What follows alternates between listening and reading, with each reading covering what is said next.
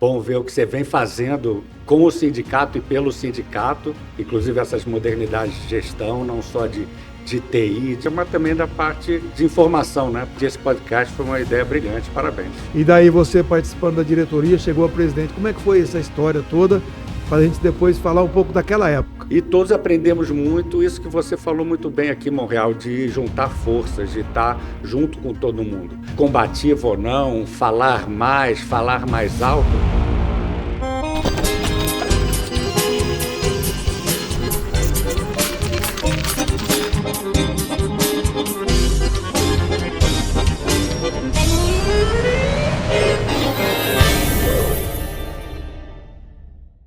Estamos aqui com mais um podcast alusivo aos 75 anos do Sindicato Rural de Campo Grande, Rochedo e Corguinho. Hoje estamos aqui com o Rodolfo Vaz de Carvalho, nosso ex-presidente, na gestão 2004-2007. O Rodolfo é de formação biólogo e família tradicionalíssima aqui no Mato Grosso do Sul e uma liderança que contribuiu muito com o sindicato. É um prazer recebê-lo, Rodolfo. Obrigado, Monreal. Um prazer estar aqui. Bom ver o que você vem fazendo com o sindicato e pelo sindicato, inclusive essas modernidades de gestão, não só de TI, de informação, da parte econômica, mas também da parte de informação, né? Porque a gente tem que informar o nosso associado e a sociedade. Esse podcast foi uma ideia brilhante. Parabéns. Legal. Rodolfo, eu gostaria assim, de conversar um pouco com você de vários assuntos. Aí tem muita coisa para falar, mas vamos começar com a tua vinda para o sindicato. Conta um pouco para a gente como é que você começou a frequentar o sindicato e daí você participando da diretoria, chegou a presidente. Como é que foi essa história toda para a gente depois falar um pouco daquela época? Olha, Monreal, é uma história um pouquinho diferente das habituais. Eu sou de família de 5 gerações de Mato Grosso do Sul, né? Meu bisavô, Mário Mendes Gonçalves, que iniciou a fazenda, era da família da Mate Laranjeira e a terra foi comprada da Mate Laranjeira, num acordo acionário até, porque ele não era herdeiro, era sobrinho de um dos donos. E minha bisavó, esposa dele, Araci Moreira, Trindade Moreira, para quem eu trabalhei durante 18 anos da minha vida, inclusive, ela era da família Moreira, irmã de Aral Moreira, nome da cidade, de Arino, de Ade, duas famílias bastante tradicionais e diferentes, né? Então eu venho de uma família bastante tradicional assim, mas minha avó, Elza Dória, que é bastante conhecida aqui no meio, porque foi a primeira mulher no Brasil a ser dirigente de uma entidade rural, ela foi diretora tesoureira da FamaSul. Ela era muito participativa nas associações de classe, uma pessoa muito atuante, com a voz muito ativa, muito participativa, no meio de um meio bastante masculino, né? Mas ela participava bastante. Ela foi casada com meu avô, que era militar. Então ela viveu pelo Brasil inteiro até que ele foi para a reserva e eles radicaram aqui. Eu sou o neto mais velho, bisneto mais velho, aquela pressão, né? Só tenho prima mulher, então tem eu, meu irmão, 6 anos mais novo, mas eu nasci no Rio, né? Minha mãe terminou colégio no Rio, casou com meu pai, carioca, e eu nasci no Rio, mas eu sou de uma época, né? Eu nasci nos anos 60, aí, 68, eu sou de uma época que a gente passava férias com os avós, né? A gente ia 4 meses de férias por ano, então minhas férias eram 4 meses de férias aqui no Mato Grosso do Sul, fazenda, né? Fazenda Margarida ali, de região de Bela Vista, Jardim. Conheço. E ficava sempre por aqui, tanto que tem pessoas que eu encontro, contemporâneos daquela época, que perguntam, você estudou comigo no Dom Bosco? Eu falava, não, nunca estudei aqui, mas eu frequentava muito, estava sempre aqui, conhecia, cresci com muita gente daqui. Eu fiz um pouco de tempo de jornalismo junto com a biologia na UFRJ, sou colega de faculdade do Riedel, atual governador, a gente tem uma história de vida parecida, né? Mãe com família de Mato Grosso do Sul, casa com pai carioca. Estudaram no Rio e vieram para cá. Estudamos no Rio e viemos para cá. Então eu fiz biologia, depois fiz genética e depois fui fazer mestrado em veterinária e biotecnologia no Canadá, onde conheci minha esposa, inclusive. Morei lá em 92, 93, 94 e de lá já voltei direto para Mato Grosso do Sul, porque eu já trabalhava com fertilização in vitro, transferência de embrião lá no Canadá e voltei aqui fazendo isso para muitos produtores, inclusive nosso grande Salgueiro aqui, cujo filho Legal. Ronan é da nossa diretoria, e tantas outras pessoas que eu não vou nominar aqui. Então, eu comecei fazendo isso para família também, cheguei a importar embriões aí do Canadá de Red Angus e Cimental, implementando isso na propriedade. Depois a família foi me sugando, né? Me trazendo mais para perto, me tornei diretor de produção, até que um ano depois, já diretor-geral, assumi a coisa toda. E paralelo a isso, como minha avó, dona Elza Dória, participava das entidades, me trouxe para o sindicato e para a Acrisul. O João Ailbe Ferraz me colocou rapidamente na diretoria da Acrisul, que depois eu continuei em várias gestões do Laucídio Coelho Neto. Eu me lembro do João Ailbe, do Laucídio também, as duas gestões dele, né? Eu era, inclusive, responsável por organizar as reuniões de jantar, toda segunda-feira lá na Acrisul, que juntava muita gente, muitas questões técnicas e de juntar o povo, e logo o Kenneth, que estava já no sindicato, me puxou para cá. Quem me trouxe mesmo, me abriu as portas para mim aqui no sindicato, eu nominaria 3 pessoas: o Toninho Moraes, a Telu Tedim e o Dr. Abílio Leite de Barros, né, que inclusive compuseram minha diretoria, mas eu entrei aqui como diretor tesoureiro do Kenneth, também fui presidente do Conselho de Sanidade Animal, então já foram me dando assim, tem coisa nova, ele tem uma formação Põe na boa, mão dele. põe na mão do novinho, assim, me tornei o presidente mais novo à época, né? Mas adorei isso aqui, eu acho que é o que ajuda a gente, produtor rural, a ir à frente, né? Uhum. É se juntar para se ajudar, para ver os problemas em comum, para brigar pelo que a gente acha justo. E aí, um pouco tempo depois de eu já ser presidente, eu fui convidado para ser secretário municipal pelo Nelsinho, na primeira gestão dele, né? E, inclusive, eu fui o único secretário do Nelson que não tinha filiação partidária, não tinha nenhuma intenção política, não fui candidato a nada, mas convencido pelos meus pares, porque a reunião mais importante para eu decidir aceitar, além de falar com família e tudo mais, foi aqui, nessa mesa de sindicato rural, com o doutor Abílio, com o Telu, com o Toninho Moraes, com Dupas, com o Bernard Buni, com esse pessoal todo aí, Ruizinho, né, que foi presidente depois de mim, Rui Faquinha Filho, para decidir se valia a pena ou não. E eles falaram: olha, a gente nunca teve um presidente de sindicato rural que fosse secretário, para a gente é importante, para a gente ter mais acesso. Eu fiz uma gestão trazendo muita coisa para o sindicato, fazia distribuição de alevino, mudas, um monte de coisa. Você acabou fazendo a gestão das duas coisas. No final, sim. E eu, que já tinha uma ideia de não ir para a reeleição, o sindicato, aliás, é das poucas entidades rurais que permite apenas uma reeleição, que eu acho que é bastante salutar, até para haver renovação, para haver formação. Você preparar a sua sucessão é algo muito importante, muito difícil de ser feito, e o Sindicato Rural de Campo Grande dá show nisso aí. Eu poderia dizer que é um exemplo para o país, não só para o Estado, porque é assim que se forjam novas lideranças, que a gente atrai tanta gente nova e tanta gente participa aqui, porque tem uma rotatividade grande. É um refrescamento de liderança de vários estilos, né, Rodolfo? Que a gente vê, por exemplo, eu estava comentando hoje com o Rui, que foi a gente fizemos também um bate-papo, porque cada liderança tem um estilo, né? Você tem um líder um pouco mais combativo, um líder um pouco mais introspectivo, ou um pouco mais gastador, um pouco mais... Cada um tem uma liderança, tem um estilo. Mas sempre isso compõe para melhorar a representatividade dos produtores, né? E falando em liderança, Rodolfo, você é egresso do Líder, um programa da FamaSul, que você fez o número 1, né? Eu fiz o 4. E eu acho isso também, como você está dizendo, o Líder MS, ele é uma coisa única do Brasil. Eu acho que não tem isso no Brasil. E, assim, para mim, o Líder mudou a minha maneira de entender a representação e a maneira de fazer política do setor, né? Porque o que acontece, muitas vezes, o que a gente vê hoje, os produtores que não estão no sistema, que não estão sendo representados aqui, ou que estão vendo a gente de fora, falam: pô, esse cara não faz nada, esse cara não fala nada, esse cara não é combativo. E a contestação, ela é péssima. Todo líder que contesta, ele não consegue o diálogo.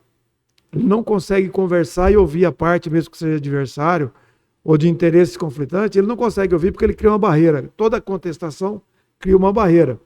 Como é que você vê isso? E como é que o líder foi naquela época, assim, para você, na tua formação também, para você vir para o sindicato depois já pronto? Olha, foi espetacular. Eu já participava de diretoria do sindicato, mas não tinha sido presidente ainda, né? E, inclusive, lá com o professor Fernando, professora Giselda, professor Neia, essa turma maravilhosa que você bem conhece, a gente formou um grupo em que uns 7 ou 8 se tornaram presidentes do sindicato depois do líder, o Rieder, inclusive, em Maracaju, e o Ney São Gabriel e vários outros. O Noninho se tornou, que é dono aí da Rede Record, presidente da Nelore, era uma pessoa mais introspectiva, citando o jeito de cada um. E todos aprendemos muito isso que você falou muito bem aqui, Monreal, de juntar forças, de estar junto com todo mundo. A questão de ser combativo ou não, falar mais alto, tem vários momentos que a gente é obrigado a isso. Na minha gestão, eu passei por situações bastante conflituosas, como tratoraço, aftosa, CPI do leite, gente sendo presa, em que você tem que elevar o tom muitas vezes, porém, nunca atacando alguém, mas sempre nos incluindo no debate e trazendo para a mesa e indo para os locais de debate com todo mundo. E o líder, com certeza, nos deu essa força. Eu tinha uma formação bastante técnica, né?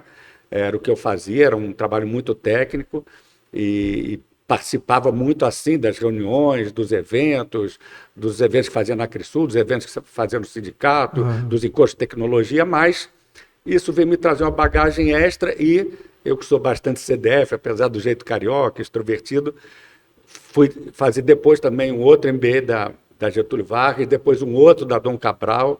Então, é bom a gente estar sempre estudando e o sindicato também é muito importante nisso aí, para trazer o produtor de qualquer tamanho, de qualquer estilo, de qualquer área de atuação para os cursos do Senar que a gente, por intermediação e por apoio logístico, promove, e tantos outros eventos, palestras, reuniões e tudo mais.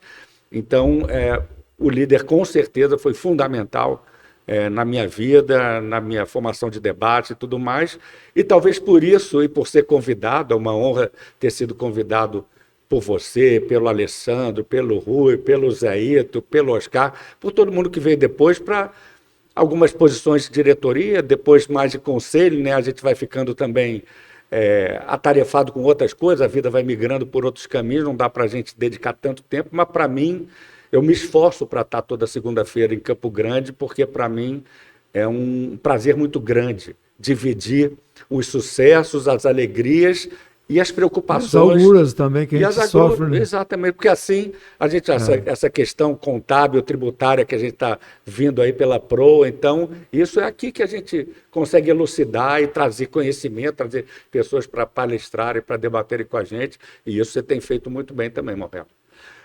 Então, lembrando um pouco, Rodolfo, na tua gestão de presidente, nós tivemos no ano de 2004 uma ocorrência de 2 focos de aftosa aqui no estado. Eu me lembro muito bem porque foi assim bem traumático, né? A gente conviveu, eu me lembro que o governador era o Zeca, se eu não me engano, era o Zeca, né? E os produtores sofreram um achatamento de preço da arroba sem precedente. A arroba custava R$70, veio para R$45. E tudo isso criou no setor um desânimo, um medo, uma perda de poder muito grande, né? Os produtores, nós não tínhamos um fundo de aftosa, na época não tinha um trabalho de prevenção como existe hoje, como o IAGRO, a agência, a tratativa mudou totalmente, né? A maneira de ver e de combater a doença hoje, pela própria inteligência como o IAGRO tem hoje. O IAGRO tem um centro de inteligência e de acompanhamento de frete, então, assim, muito bem monitorado, com ferramentas aí de IA, com ferramentas de acompanhamento, que até a própria Polícia Federal fica atrás do que o IAGRO está fazendo no sentido de acompanhamento do setor, né? Como é que foi naquela época? O que você lembra daquilo? E assim, os produtores, o que vivenciaram para você? Olha, até falando em Iagro, que você está elogiando, Iagro hoje que é presidida pelo Daniel Engold, nosso diretor aqui do sindicato também, participativo aqui, o que mostra o quanto nós aprendemos aqui dentro e acabamos por ser qualificados melhor e intuirmos melhor para poder colaborar a nível de sociedade, quem tem essa capacidade, essa vontade, nem todos têm também, como eu fui secretário, fui presidente de agência de desenvolvimento, mas depois não quis seguir nessa trilha também, né? Me retirei dessa área, porque não era a minha intenção de vida, né? Mas outros trilharam, o próprio Riedel, que é governador, foi presidente do Sindicato Rural de Maracaju e foi meu suplente aqui em Campo Grande, foi quando ele migrou para cá, foi para a FamaSul e tudo mais. Então mostra os caminhos, passam muito aqui pelo Sindicato de Campo Grande, né? Mas na época, Monreal, foi muito difícil. A gente tinha realmente um governador que não era alinhado com o produtor rural, nos via como vilões, como inimigos, e quando a receita do próprio Estado começou a cair drasticamente, porque caiu para nós produtores, cai para todo mundo a arrecadação, né? A gente ainda tinha uma economia muito mais calcada em boi e soja, nesse binômio, como dizem. Hoje em dia já tem muito floresta e outras situações industriais que dividem um pouco mais isso, né? Então o Estado sofreu e começou a ter que olhar para nós. E foi aí que foi importante, eu e outras pessoas que tínhamos na nossa diretoria, que tínhamos a capacidade de interação e de conversar com o outro lado, conversar de peito aberto, para falar, olha, estamos perdendo junto e precisamos nos ajudar para combater isso. E na época, uma das pessoas também que eu sempre fui fã e que me guiava muito, que era o Roberto Rodrigues, né? Participava do governo federal e era uma pessoa... Foi ministro, né? Foi ministro, entendeu? Muito amigo da agricultura, muito amigo da Tereza Cristina, hoje senadora, uma pessoa espetacular, que é uma amiga minha pessoal, a prima dela, Maria Eduarda, era minha diretora secretária, a Telu, uma das melhores amigas da minha avó, e pessoa maravilhosa. Eu tinha muito convívio com ela, estreitamos esse relacionamento. Ela depois foi secretária aqui também do governador Putinelli, que veio depois. Exatamente. E graças a Deus e a perseverança dela está onde está, porque é uma pessoa que nos ajuda muito. Então, naquela época, o Roberto Rodrigues foi uma pessoa que nos ajudou bastante, porque era uma pessoa sensata. Antes de ter lado a ideologia, que todos têm o direito de ter, ele tinha sensatez e muito conhecimento. Então, ele nos ajudou a bypassar essas rusgas, esses problemas, para que a gente pudesse, em conjunto, achar e tomar as atitudes necessárias para que a gente saísse o mais rapidamente possível daquela situação. Foi uma situação, talvez, a mais traumática em termos financeiros, de muito sofrimento. Exatamente. No nosso meio do produtor, a gente era procurado bastante, a gente estava sempre aberto e ajudando o produtor, mas talvez não a mais conflituosa, né? Porque tanto o Tratoraço quanto a CPI do leite, com leiteiro sendo preso aí na zona rural nossa aqui de Campo Grande, foram mais traumáticas a nível pessoal, assim, foram mais doídas da gente ver aquele nível de sofrimento das pessoas, ou a gente está nas ruas, como foi com o Tratoraço. Eu era presidente quando a gente liderou um desses tratoraços lá em Brasília e alguns aqui no estado.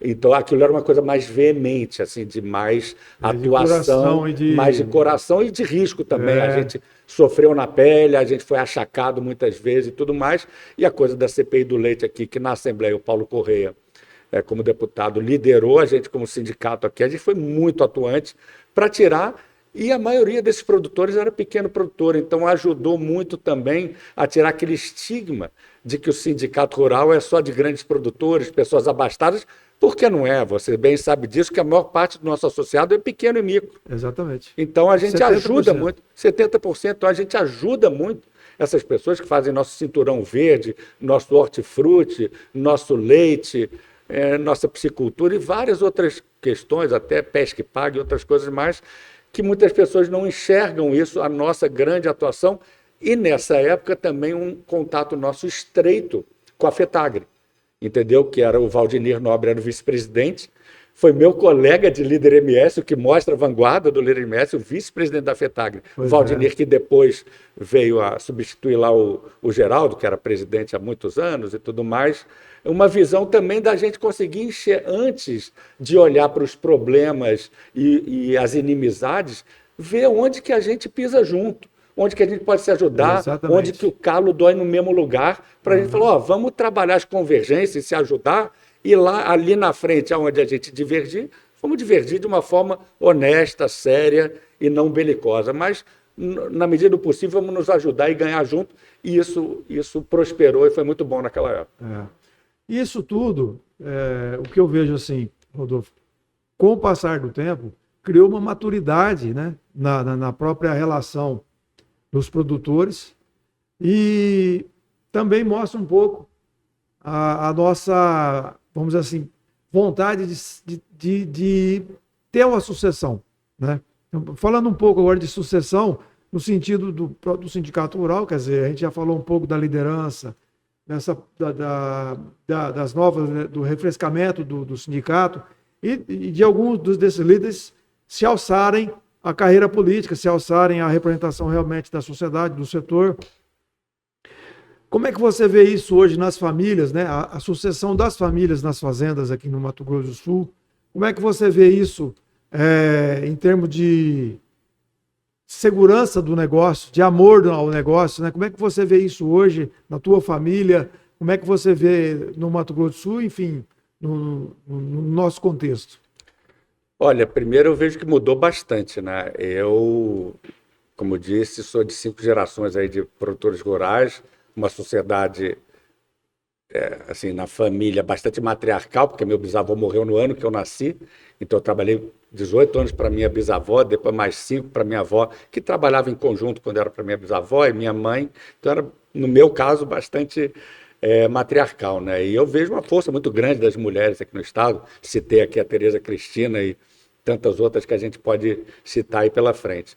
Mas eu vejo uma diferença muito grande. Eu cheguei a dar palestra de sucessão familiar lá atrás e fiz um dos MBAs, que foi na Dom Cabral, em sucessão familiar.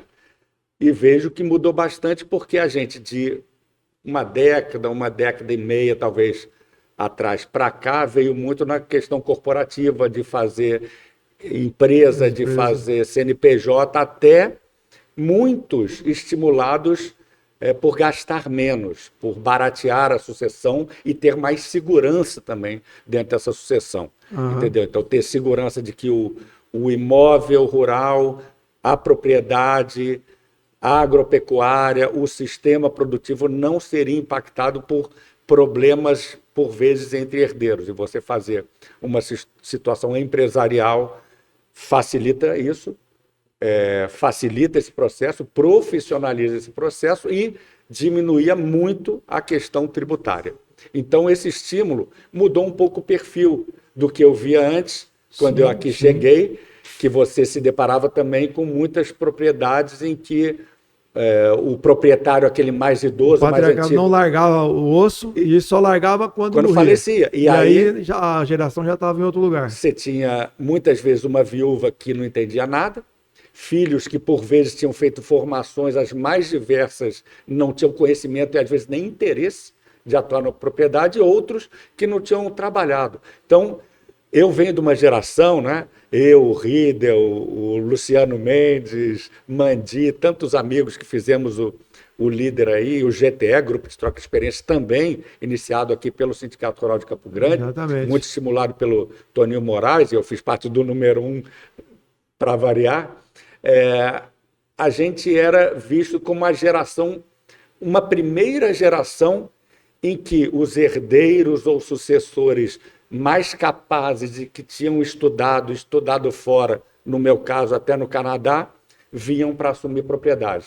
Porque antes de nós, gerações tinham muito aquela coisa, meu filho inteligente vai fazer medicina e morar no Rio, em São Paulo, vai morar no exterior, vai ser engenheiro, vai ser advogado. Não vai mexer com o negócio. E o filho que não consegue estudar, passar de ano, vai ser um pouco peão na fazenda e depois toca a fazenda. E a gente viu que isso não prosperaria, né? Porque o mundo foi ficando cada vez mais profissional, nossa concorrência globalizada, a gente começa a concorrer com muita gente ao nosso redor em termos mundiais. E aí fica mais difícil, a gente tem que concorrer de uma forma mais profissional. E isso foi acontecendo.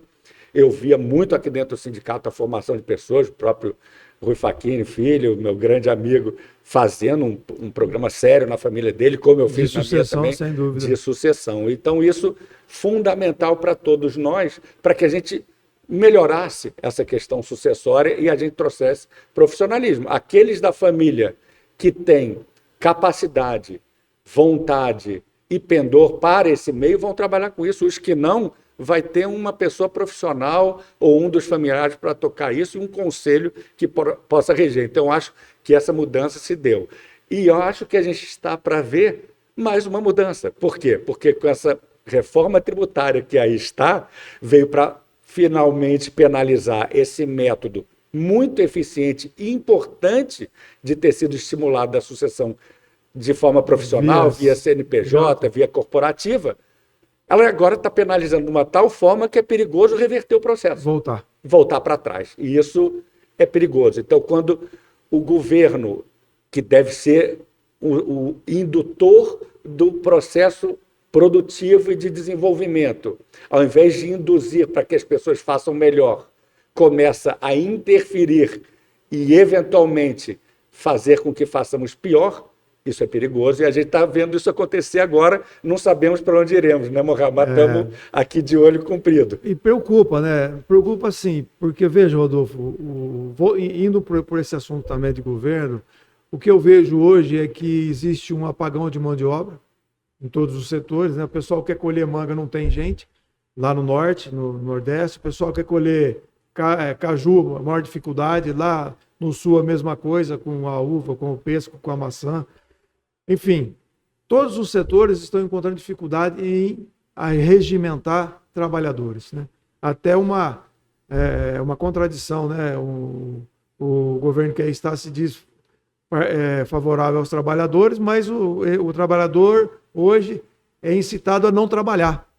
Ele é incitado a buscar um auxílio, uma ajuda. Então, o que gera prosperidade sempre foi, sempre será o trabalho. O que espanta a pobreza é o trabalho. Não existe outra forma. A não ser que você vai roubar, você vai traficar, enfim.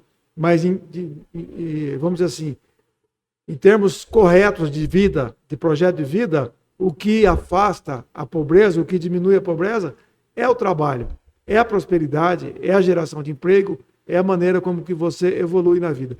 Como é que você vê isso hoje, justamente falando de sucessão, dessa geração que está sendo criada dessa maneira?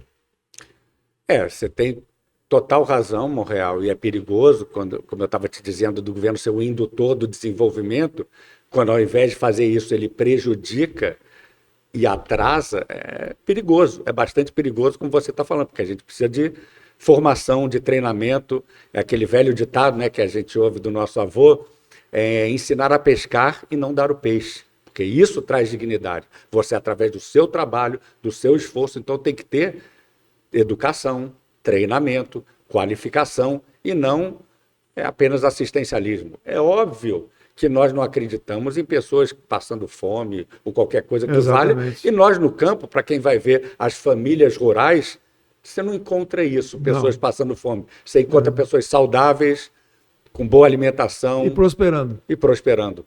Por mais humilde que seja a família rural, se ela está trabalhando, se ela está empregada, você vê ela prosperando. E no meio rural, cada vez mais tecnificado, a gente vê pessoas ganhando milhares de reais, dirigindo uma colheitadeira, uma plantadeira, um GPS, fazendo uma inseminação artificial, fazendo um sistema rotacionado na pecuária, fazendo uma leiteria qualificada e mais modernizada. Então, existe forma de você prosperar e ganhar muito mais e estudar. Então, isso é importante. A gente fica preocupado com essa falta de indução positiva à educação, à qualificação, ao trabalho, porque, como você bem disse, está faltando. Está faltando mão de obra para a gente poder competir e gerar divisas, que aí sim é muito mais importante que o país produza mais e o fruto dessa produção gere divisas, que você faça uma melhor estruturação e distribuição da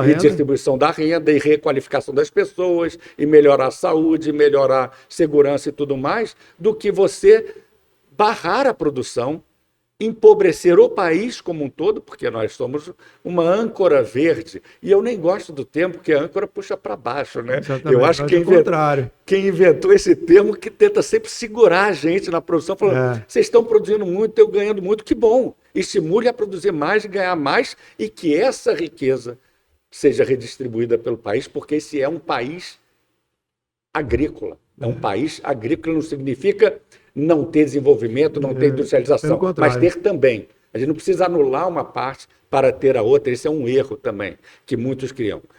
E é importante a gente trazer saúde, motivação, e o campo é isso, né? Tanto que as pessoas mais ricas desse país, que vivem até no mercado financeiro, o sonho de vida é ter uma propriedade. Exatamente. É botar seus filhos lá. E muitos deles têm propriedade e tentam fazer nessas propriedades um estilo de vida, um bem-estar e ganhar dinheiro, fazer coisa tecnificada e tratar bem seus funcionários. Então, esse é um círculo virtuoso, e não o oposto que eu citei. É isso. Rodolfo, nós teríamos muita coisa para falar aqui, desde reforma tributária, enfim, mas a tua gestão foi uma gestão marcante e eu gostaria de te agradecer por você estar aqui como líder, como ex-presidente e sempre participando aqui conosco na nossa gestão. Quer dizer, para mim é uma honra e, assim, de muita alegria de você estar junto conosco. Com relação ao Sindicato Rural, às lideranças e à família, qual a mensagem? Eu gostaria que você deixasse uma mensagem para a gente finalizar esse bate-papo, que virão outros também. Olha, a minha mensagem é de muito otimismo. O Sindicato Rural, como você bem colocou, tem pessoas diversas na sua direção e uma gestão bastante compartilhada. Você, obviamente, é a pessoa mais madura do que eu, mas não menos jovem nos seus pensamentos, na sua intuição, nas suas atuações, o que você traz aqui para dentro. Então, a juventude não está apenas na cor dos nossos cabelos, mas sim na paixão que a gente traz na alma, e essa paixão eu vejo em você e tanta gente aqui no sindicato com quem eu aprendi e continuo aprendendo. Eu era muito jovem quando eu comecei, mas tinha pessoas ao meu lado, como o doutor Abílio Leite de Barros, Toninho Moraes, Telu, doutor Hélio Coelho, que também um grande líder, e ele tinha uma frase que, falando dele, eu recordei, ele falava: tem que botar o Rodolfo lá nesses debates aí sobre meio ambiente, porque ele, antes de ser geneticista, antes de fazer transferência de embrião, ele era biólogo. E gambá cheira gambá. Ele vai saber brigar de igual para igual com essa turma. E realmente me botavam nas brigas lá na Assembleia, até no Congresso Nacional, e quando via alguns biólogos falar, e eu os contrapunha com informação técnica, eles ficavam até meio assustados. E eu não fazia isso para brigar com ninguém, mas para mostrar que mesmo com conhecimento, nem tudo vai só para uma vertente. Eu tenho o prazer de dizer que esse entrelaçado aí foi na minha gestão, essa marca nova, porque a gente tinha uma logomarca aquela cheia de mudou a logomarca, exatamente, foi muito legal. Coisa que era difícil para o pessoal do marketing reclamava. E aí foi a Nilvana Moreno, inclusive, grande amiga legal, que ganhou a concorrência, fez. Então é legal ver aqui e ver isso, porque já faz aí, né, mais de 20 anos que eu fui presidente, mas me sinto ainda com a mesma paixão, com a mesma jovialidade para estar aqui com os amigos. E legal ver os jovens, que a gente vai... O filho do Pedro Junqueira aqui já está indo para o exterior, aí que estava aqui na nossa diretoria há tão pouco tempo, num projeto grande. O filho do Daniel Endols, que eu citei, também está aqui conosco. E tantos outros jovens. Então, inclua seus filhos, seus netos nas lideranças jovens aqui do Sindicato Rural, da FamaSul, para que a gente participe, partilhe, para que todo mundo esteja incluído e com essa vontade desde sempre, porque é importante a gente ter todas as gerações e todas as ideias comungando do campo e da produção rural, e o Sindicato Rural é uma paixão que eu trago de muito tempo. Obrigado, Monreal, pelo prestígio, por ter me convidado aqui para falar, e eu estarei sempre aqui como um soldado raso, brigando do teu lado aqui na sua gestão. Eu que te agradeço, Rodolfo. Muito obrigado, que Deus abençoe nós todos aí nessa caminhada. Grande abraço.